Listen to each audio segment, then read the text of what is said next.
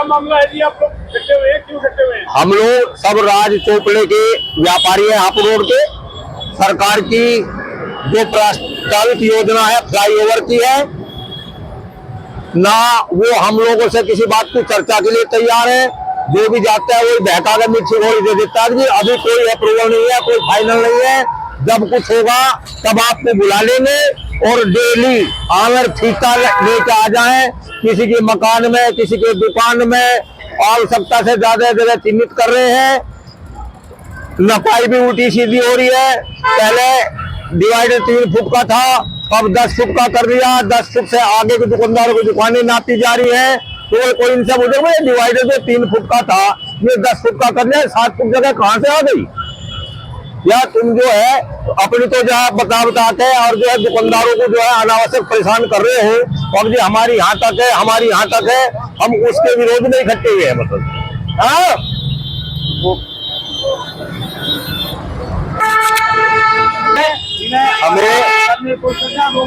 हमें विकास से दिक्कत नहीं है, लेकिन विकास के हो रहे नाम पे विकास। देखिए विक्रांत भाई, मैं आपको बताना चाहता हूँ, हम जितने भी व्यापारी हैं इस विकास के विरोधी नहीं है। हम विरोधी हैं विनाश के। जो व्यापारियों का विनाश हो रहा है हम उसके विरोधी हैं। हम प्रशासन से सिर्फ यही बात चाहते हैं कि जो इनका सर्कुलर है, एक तो व्यापारियों के साथ बैठ के उसके ऊपर डिस्कस हो। दूसरी चीज, सारी बात खुल के बताई जाए।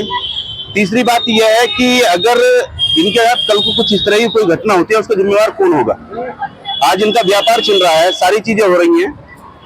दूसरी चीज क्या है कि हम एसडीएम से मिले, चेयरमैन साहब से मिले, सांसद महोदय से मिले, सब हमें जो है इधर उधर की बातें बता देते हैं। हकीकत बताने के लिए कोई तैयार नहीं है। तो बस यही चाहते हैं कि जो विनाश ना हो, विकास हो। हम विकास के विपरीत नहीं है, लेकिन जो हमारे साथ चलेगा हम उसके साथ चलेंगे।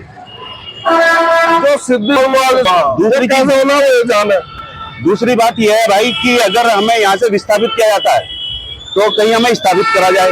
दूसरी चीज यह है कि उचित से उचित हमें मुआवजा दिया जाए। और जो इन्होंने अपना नक्शा बनाया है, सब सर्वप्रथम इस पे इन्हें डिस्कस करना चाहिए।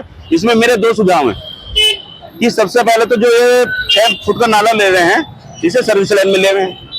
दूसरी बात यह है, जो 1 मीटर इन्होंने जगह ले रहे हैं खंभों के लिए अंडरलाइन, उसे अंडरग्राउंड न करके खंभों पे लिया जाए ताकि वो 1 मीटर जगह भी एडिशनल व्यापारियों के काम में आवे। तीसरी चीज ये है कि ये जो सेंटर डिवाइडर है, इसे सेंटर को ना मान के अगर 5 मीटर 10 मीटर इधर ले ली जाए मोदियों की तरफ, तो मैं मानता हूं कि व्यापारियों का कहीं से कहीं तक भी कोई अहित नहीं होगा और समाधान भी सबसे ही हो जाएगा।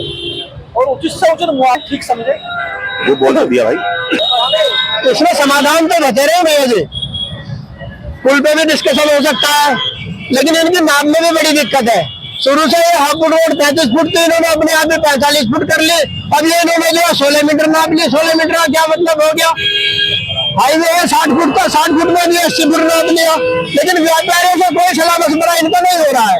इसमें अगर कोई भी बात बनती है, बेशक पुल बने अच्छी बात है, बनना भी चाहिए, विकास होना चाहिए, लेकिन दुकानदारों को धर्म हो जाए। 2000 आदमी बेघर हो जाएगा, 100 से 150 दुकानदार बेघर हो रहे हैं, उनके पीछे परिवार भी है उनके।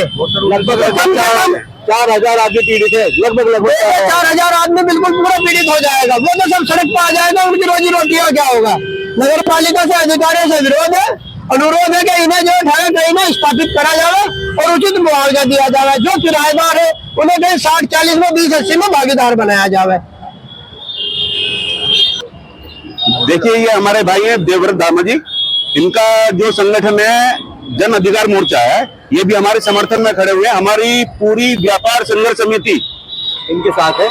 भाई का बहुत बहुत हार्दिक आभार और धन्यवाद प्रकट करते हैं कि हमारे इस दुखद समय में ये हमारे साथ खड़े हुए हैं अपनी पूरी टीम के साथ।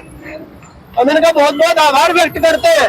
व्यापार संघर्ष समिति, व्यापार संघर्ष समिति, व्यापार संघर्ष समिति,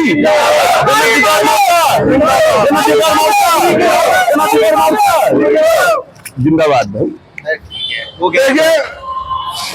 पत्रकार बंधु, फिर भाई बहुत सारी बातें,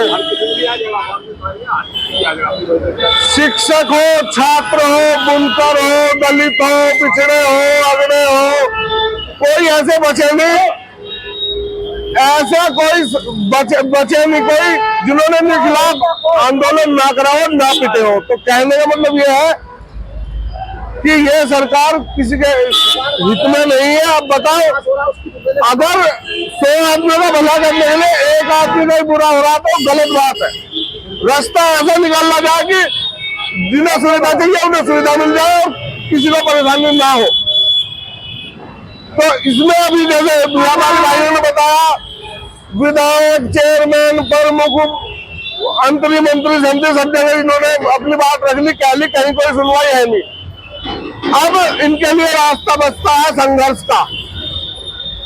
उसी संघर्ष की कड़ी में जैसे मेरा पहले से ऐलान है, कल तहसील मोदीनगर में धरना शुरू किया जा रहा है। इनकी हम पूरी हर कीमत पर इनकी मदद करने को तैयार है और अंत तक जब तक इनकी मांगें पूरी नहीं होती अड़े रहेंगे, प्रशासन को झुका कर रहेंगे। और खाली यही नहीं है, देखिए ये सरकारों का काम होता है बसाना, ये लगे हैं उजाड़ने में। यहाँ इनकी समस्या तो आपने सुन ली, जगह जगह यही शहर में चल रहा है। ये जैसे विजोकर वाला प्रकरण है, वहां पर डोर चला दिया गया, गोविंदपुरी नोटिस आ चुके हैं व्यापारियों पर।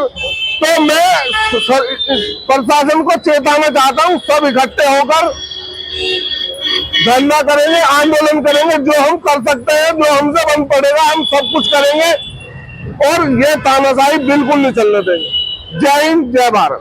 मैं विनय शर्मा, उद्योग व्यापार मंडल युवा नगर महामंत्री मोदीनगर।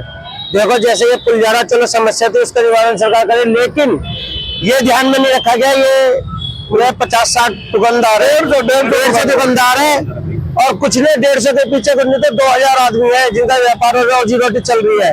अगर इसको ध्यान में रखते हुए ये कार्य नहीं करा गया और पुल करने वाले, तो हम धरना प्रदर्शन सब में सहयोग है, इन व्यापारियों के साथ खड़े हैं। किसी को भी बेघर और रोजी रोटी से वंचित नहीं किया जाएगा। बहुत बढ़िया। एकता जिंदाबाद, जिंदाबाद, जिंदाबाद, जिंदाबाद, जिंदाबाद, जिंदाबाद।